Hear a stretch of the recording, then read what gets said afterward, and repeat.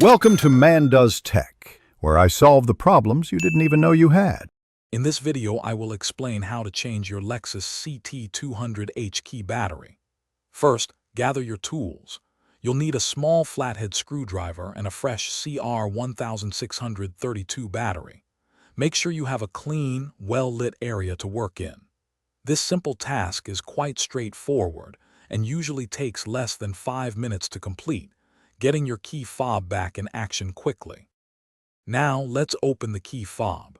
Look for a small slot on the side of the fob, usually near the key ring attachment. Take your small flathead screwdriver and gently insert its tip into this slot. With a slight twist or prying motion, carefully separate the two halves of the key fob.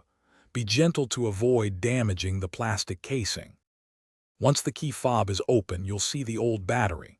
Before removing it, take a quick mental note of its orientation, specifically which side is facing up. Then, use your screwdriver to gently pry out the old CR1632 battery.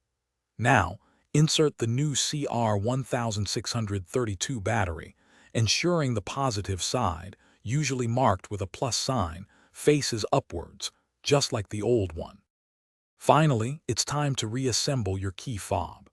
Carefully align the two halves of the casing and press them firmly together until you hear a click, indicating they are securely closed. Then, test all the functions of your key fob, like locking and unlocking, to ensure the new battery is working perfectly. Also, remember to check the description for a link to grab some little trees, black ice, and other great deals. Thanks for watching. If you found this helpful, don't forget to like and subscribe.